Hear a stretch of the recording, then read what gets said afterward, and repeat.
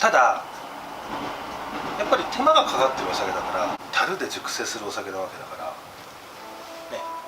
3年5年6年こう10年って待たなきゃいけないわけだから、やっぱり安いか高いかって分けたくないけども、どちらかというと後者だよね。高くなっちゃうよね。そうだねって思うけど、ウイスキーの中でも原材料によって分かれる。その通り。例えば原材料で考えるんだったら、まあウイスキーは穀物が原料になってるけども、その中でも大麦麦芽、モルトって言われてる大麦麦芽と、あと例えばトウモロコシ、あとライ麦だったり小麦だったりっていうのが原材料になってるんだけども、大麦麦芽モルトだけ、大麦麦芽 100% だけで作られているものがモルトウイスキーっていう、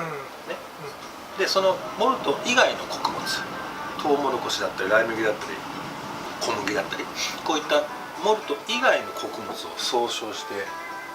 グレーンっていう。ああグレーンだね。グレーン、ああ穀物だね。そうなんで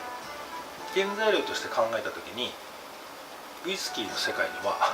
モルトウイスキーというのとグレーンウイスキー、この2つが大きく分けてある。ああ、I see。で僕がよくいつもシングルモルトって言ってるのはモルトウイスキー、要は大麦麦芽だけで作られてるウイスキーのことを話してるんだ。まあちょっとややこしくなるんだけども、今度製品として考えた時にそのね、今言ったモルトウイスキーと、グレーンウイスキーってのがある、あとはモルトとグレーンをブレンドしたブレンデッドウイスキーっていうのがある。モルトウイスキーとグレーンウイスキーって2つあるって言ったでしょ、でモルトウイスキーっていうのは例えば、スコッチウイスキーで考えるとスコットランドにそのモルトウイスキーの工場、要は、モルトウイスキーを生産している蒸留所っていうのが今、150、160ぐらいあるのかな、全土にあるのよ、でそのモルト工場一つ一つ全部個性が違うってされてるのね、要は蒸留所ごとにオリジナルのモルトウイスキーを生産してるわけだ。要は大麦麦芽で作られているモルトウイスキーの方がグレーンよりもすごく個性が強いに対してグレーンっていうのは言い方は悪いけども個性が乏しいの。要は控えめなの。この個性の強いモルトウイスキーと個性の乏しいグレーンウイスキーをバランスよく混ぜたブレンドしたのがブレンデッドウイスキー。まあ大衆向け。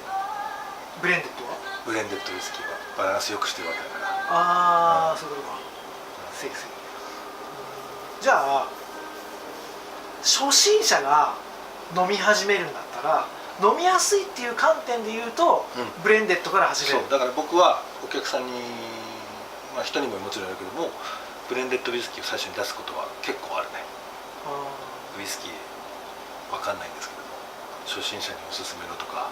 どこから始めればいいですかって言った時にモルトウイスキー最初に出すのもいいんだけども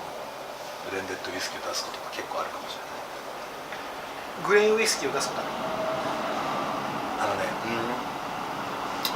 シングルグレーン、そのグレーンウイスキーだけで製品化してるものって少ないの。やっぱりブレンデッドウイスキーのために生産してるものだから。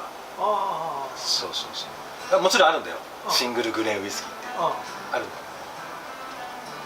でも相当癖がないもの。そうモルトに比べたら全然ない。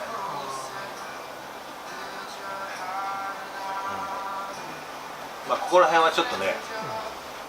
歴史を紐解いていかないといけない部分なんだけど、今話した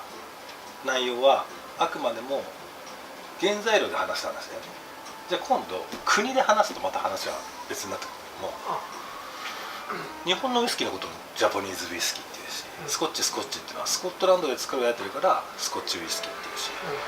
でアメリカで作られてるものはアメリカンウイスキー、カナダはカナディアンウイスキー、アイルランドで作られてるものはアイリッシュウイスキー。これはただ単に国で言ってるだけ。だからもちろん日本のウイスキーでもモルトウイスキーもあればブレンデッドウイスキーもあるし、アイルランドでもアイリッシュウイスキーって言ってるけども、原材料で考えたらアイルランドでもシングルモルトがあればブレンデッドウイスキーもあるし、それはアメリカでも一緒。